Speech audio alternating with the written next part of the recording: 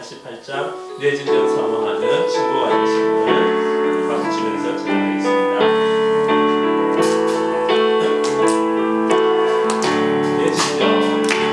내 진정 사모하는 친구가 되시는 구주 예수님은 아름다워라. 산 끝에 감하여 빛나는 새벽산 주님 영원한 길 아주 없도다.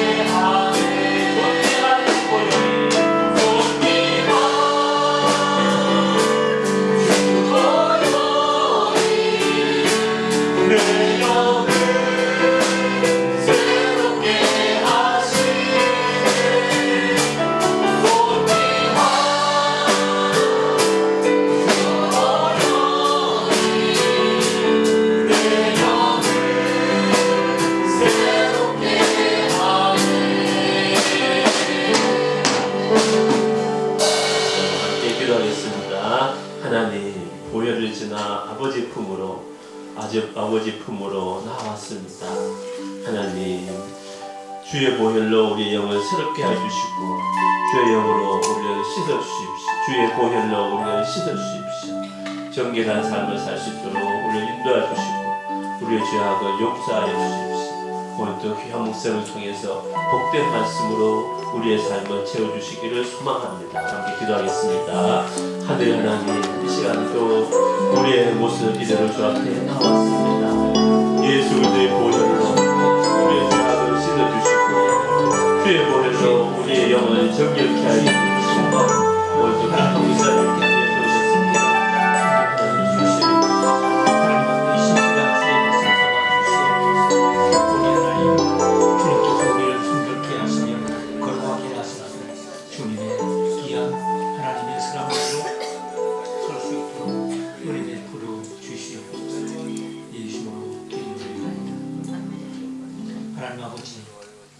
시간 주님 앞에 나왔습니다. 주님 앞에 신실한 백성들에게 도우시옵소서. 우리의 삶 가운데 하나님의 언약을, 하나님을 만으로 여기지 아니하며 하나님 앞에 죄를 두렵고 떨며 주님 앞에 신실한 하나님의 백성 삼아 주시옵소서. 예수로 기도리옵나이다.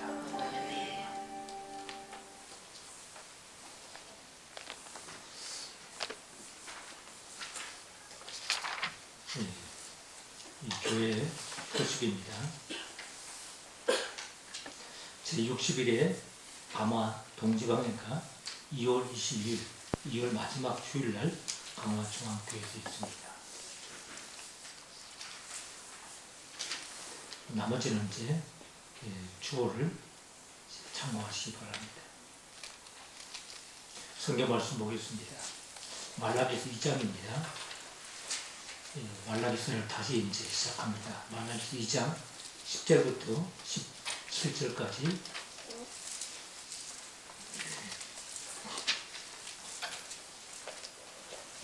말라기서 2장 10절부터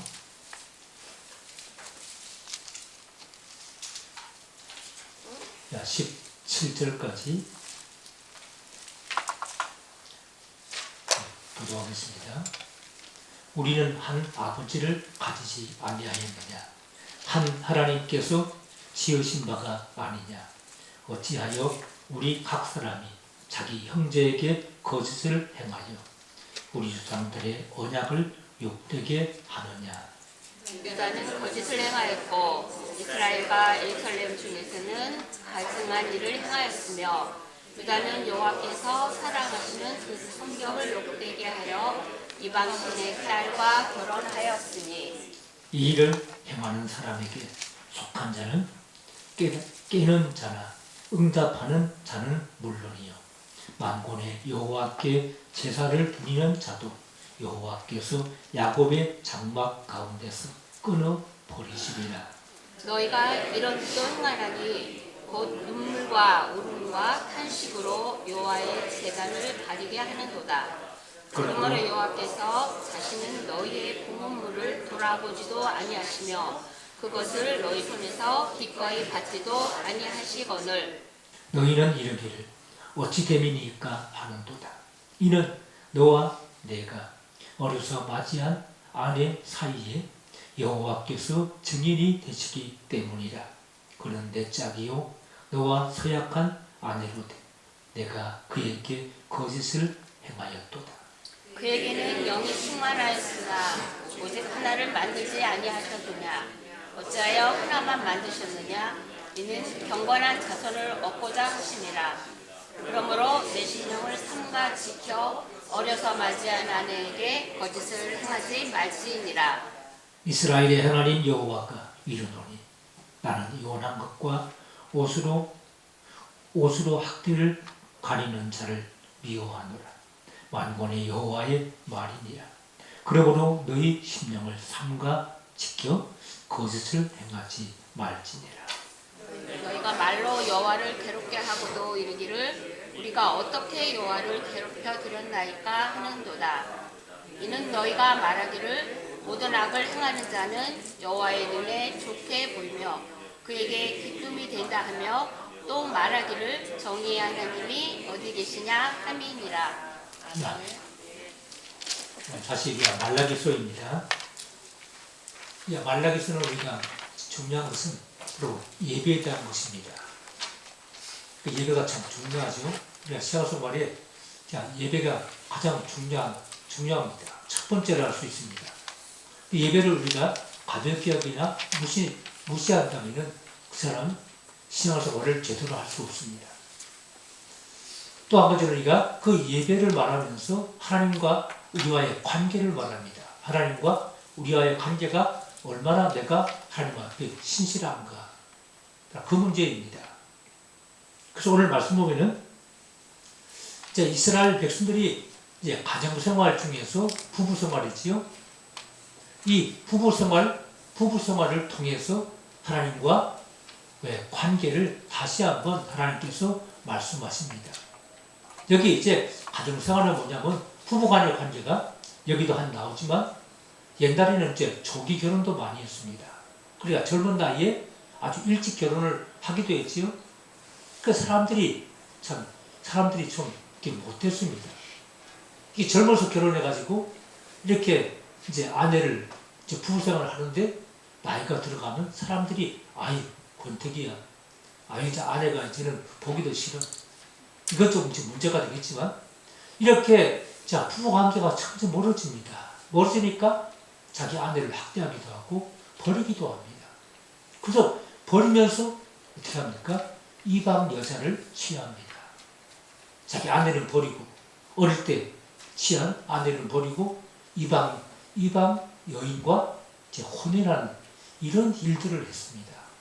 그러니까 그 당시 사람들이 결국은 이런 문제가 바로 하나님과의 관계가 바로 근본적인 문제란 거지요. 그래서 오늘 말씀 보면은 이 말라기라는 그 뜻은 하나님의 나의 사자 그런 뜻입니다. 그 말라기는 하나님의 사자라는 겁니다. 이 말라기서는 이스라엘 이제 마지막 성경이 바로 말라기서이지요. 에스라 느헤미야서 이후에 말라기 선자가 하나님을 선포했습니다. 에스라 느헤미야 때 에스라도 이제 돌아와서 보니까 이스라엘 민족이 이방인과 혼인을 많이 한 겁니다. 그러니까 이방인과 혼인한 것은 마치 노아 시대에 남자가 여자의 아름다움을 보고서 자기 이제 음욕을 품고 아내를 취한 겁니다. 여자의 아름다움만 본 거지요. 여자가 요즘에 그렇지 않습니까? 그 아가씨가 남자답고 멋있고 하면은 진짜 끌리는지 모릅니다. 또 여자가 아름답고 하면은 이제 끌리겠지요. 이왕이면 뭐 다무치마라고 이렇게 그래서 이제 우리가 이렇게 여러 가지 재물을 보든지 그 사람의 그 배경을 보든지 그 사람의 외모를 보든지 그래서 이제 그 여자와 또 남자와 결혼한 경우도 있습니다. 이게 바로 노아 시대에 그렇습니다. 그 여자의 아름다움을 보고 바로 혼인한. 그래서 결국은 이렇게 혼인한 가정이 오래 가겠습니까? 요즘에 보면은 이런 그 문제로 사실 점점 심각해집니다. 가정의 문제가 이렇게 부부 관계에도 이렇게 서로 사랑하고 끝까지 우리가 이제 남자도 마찬가지고 아내에 대해서 자기 책임을 다해야지요. 그런데 쉽게 그걸 버리거나 포기하는 경우가 많습니다. 이것이 바로 에스라 시대였습니다. 이방인과 이방인의 여자와 혼례를 많이 했습니다. 하나님은 율법적으로 그렇게 말씀했지요. 자기 동족과 결혼하는 겁니다. 이제 오늘 이 말씀은 왜 그런가 이유를 설명하고 있는데 이렇게 그 에스라 느헤미야 시대에도 그래서 에스라가 아주 야단을 치지요. 어떻게 하나님의 백성들이 이방인과 혼인하느냐. 당장 끝내버리라. 얼마나 저 무서운지 모릅니다. 에스라가 당장 돌려버리라고. 그래서 심지어 바로 제사장도 고관들이 이방인과 결혼한 겁니다. 그러니까 에스라가 야단치니까 이제 자기 아내를 돌려보내게 되었습니다. 이런 예도 있었습니다. 에스라 느헤미야 시대에 그랬죠. 그런데 에스라 느헤미야 시대가 지난 다음에도 그 다음에 이제 말라기 선자가 하나님 말씀을 선포한 겁니다. 마지막 선자이죠. 그런데 이 말라기 선자도 마찬가지였습니다. 이스라엘 민족이 이렇게 이방인과 결혼한 것을 오늘 본문에 이렇게 말하지요. 이방 신과 바로 결혼했다는 겁니다. 11절에 그 성결을 욕되게 하여 이방 신의 딸과 결혼하였으니 이방인과 결혼한 것은 이방 신과 결혼한 것으로 이렇게 표현했습니다. 이방 신과 바로 결혼했다. 사실 이방인과 결혼하면은 이 가정생활을 제대로 할 수 없습니다. 제가 보면은 특히 이제 남자들, 믿음이 좋은 남자도 불신자 결혼하면은 열에 9명은 신앙을 잃어버립니다. 교회도 할 수 없이 나옵니다. 그냥 어쩌다가 이제 교회 나오고, 이제 이렇게, 자, 심지어 교회를 나가지 않는 사람도 많습니다. 그러니까 이방인 여자와 결혼한 경우는 가정생활이, 신앙생활을 지킬 수 없는 이런 경우가 허다합니다. 그러니까 이방과 결혼한 것을 이방신과 결혼했다. 이렇게 하나님은 표현하고 있습니다. 그 신앙생활에 이제 큰 문제가 오는 거지요. 그래서 이런 그 문제로 말미암아 이제 말라기 선자는 바로 두 가지를 말씀하고 있습니다. 이방인과 결혼한 것, 이 문제가 뭐냐면 첫 번째 뭐냐면 그 문제는 뭐냐면 이방인과 바로 결혼한 것은 여기 1절에도 우리는 한 아버지를 가지지 않았느냐, 한 하나님께서 지으신 바가 아니냐. 그리고 우리가 이 결혼할 때 하나님께서 한 아버지, 한 하나님께 그 앞에 결혼한 겁니다. 서약을 한 거지요. 하나님 앞에 서약한 겁니다. 그래서 요즘에는 바로 주례 목사도 없이 자기끼리 결혼하는 거가 많습니다. 그런데 저를 이제 부르면, 자, 저도 순서를 보니까 아예 결혼 서약도 없고 설교도 없고 없어요. 야, 이거는 시대가 너무 참 잘못됐다. 어떻게 주례 목사를 부르면서도 안 세우면 모르는데 그 세우면서도 어떻게 설교도 없고 서약도 없고 이런 게 다 중요한 것이, 가장 중요한 것을 빼먹었을까? 우리 이 젊은 이 부부들 앞으로 결혼하면 반드시 이제 서약을 해야 됩니다. 서약. 그래서 지난번에도 이 주례할 때 제가 차라리 설교를 뺐습니다. 빼고 서약을 했습니다. 하나님 짝지은 것은 사람이 나누지 못할지니라. 그러면서 이제 부부가 한 몸이 되었음을 선포했습니다. 가장 중요한 부분입니다. 왜냐하면 이 결혼은 하나님 앞에 한 것이죠. 하나님의 이름으로 이렇게 서약을 한 겁니다. 그러니까 서양 사람들은 이렇게 없습니다. 그냥 자기들이 서로 그냥 조언을 하고 짝지어주고, 그러니까 부모들이 그냥 웃고 떠들고 재미있게 그냥 지나가지만 가장 중요한 것이 하나님이 빠진 겁니다. 하나님이 빠진 결혼이지요. 하나님이 빠진 결혼이니까 자기 멋대로 합니다. 기분 좋고 또 조건이 안 맞거나 이러면 그냥 깨어집니다. 성격이 안 맞아. 너무 경제적으로 어려워. 그런데 이런 그 문제가 뭐냐면 하나님 앞에 하지 않기 때문입니다. 그래서 여기 오늘 말씀 보면은 이 결혼 서약을 바로 하나님 앞에 서약하기 때문에, 하나님 앞에 약속한 것이기 때문에 우리가 하나님과 앞에 약속한 그것을 우리 그리스도인들이 지켜야 한다는 겁니다. 그렇지 않으면 이것이 바로 바른 이 결혼이 아닙니다. 여기 바로 이렇게 말씀한 겁니다. 그들의 실제 생활 가운데 이 부부 생활, 이 가정 생활에서 남편이 아내를 버리거나 또 구박하거나 이렇게 무시하거나 하는 것은 하나님 앞에 자신이 약속이 있는데 그 약속을 안 지킨 거지요. 하나님을 우습게 보고 하나님 앞에 하나님을 만으로 여긴 것과 같다는 겁니다. 첫 번째가 바로 그 이유입니다. 두 번째는 하나님께서 이렇게 하나님 앞에 결혼을 하고 서약을 하는 것은 중요한 목적이 있습니다. 오늘 본문에도 이 말씀하고 있죠. 15절에 어찌하여 하나만 만드셨느냐.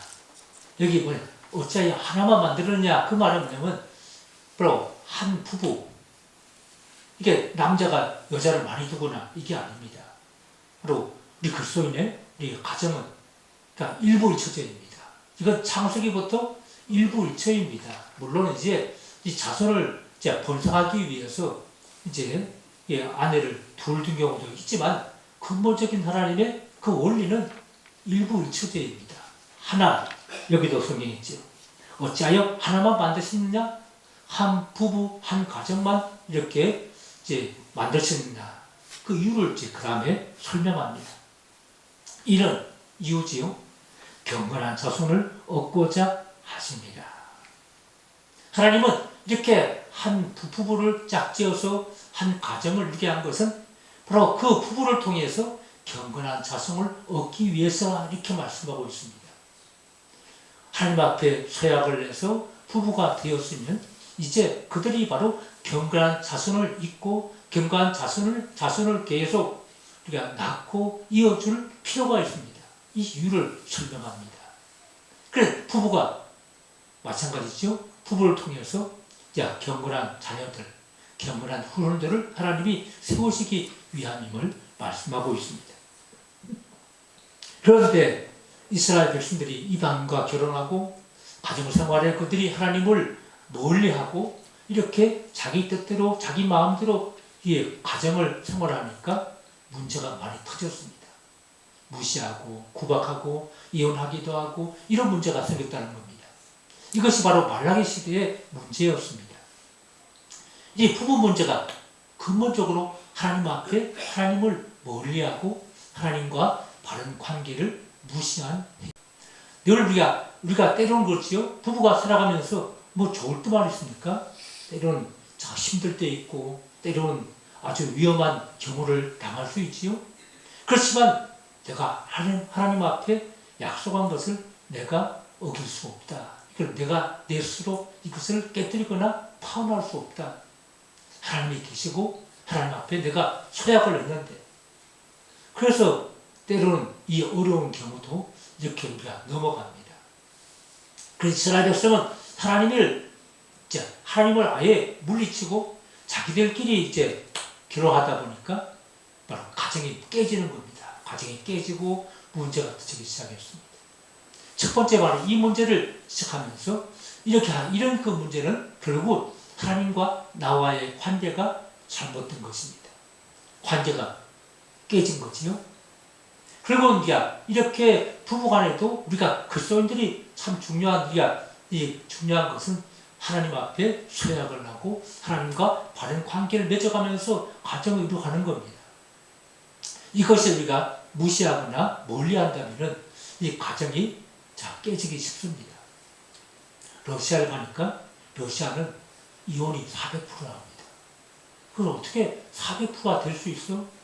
그러니까 이 사람들은 결혼이 2번, 3번 해요. 3번. 그러니까 이 러시아나 이 서방 세계가 바로 그런 문제가 심각합니다.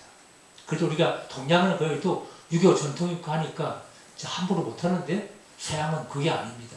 자유주의고 진보주의니까 이렇게 쉽게 이렇게 문제가 발생했어. 우리는 하나님 앞에 서약하며 같이 약속을 하고 이렇게 부부가 되었습니다. 하나님이 짝지어 준 것입니다. 그래서 사람이 나눠서는 안 됩니다. 이것을 우리가 무시하는 것이요. 그리고 이렇게 된 것은 내가 하나님과의 관계를 바르게 하지 못하는 겁니다. 또 하나님은 이렇게 바로 우리가 부부가 하나님 앞에 결혼을 해서 경건한 자손을 낳기 위함이라 말씀합니다. 그래서 믿음의 그 남편을 통해서 불신자의 아내가 예수를 믿을 수 있습니다. 우리가 또 믿음의 아내를 통해서 불신자 남편이 구원받을 수 있습니다. 고린전서에 말씀하고 있지요. 하나님은 경건한 자손을 얻기 위해서 이 가정을 통해서 이런 하나님의 중요한 목적이 있다고 했습니다. 그래서 오늘 말씀 보면 거짓을 행하지 말자 이렇게 말합니다. 하나님의 앞에 내가 약속을 했으면 그 약속을 지켜야지요. 거짓을 행하면 안 된다. 하나님과 언약을 맺었다면 바로 부부관계에도 신실하고 바르게 해야 됩니다. 이렇게 거짓을 행하지 말자. 속이지 말고 우리가 아내와의 관계에서 거짓을 행하지 말자 이렇게 말씀하고 있습니다.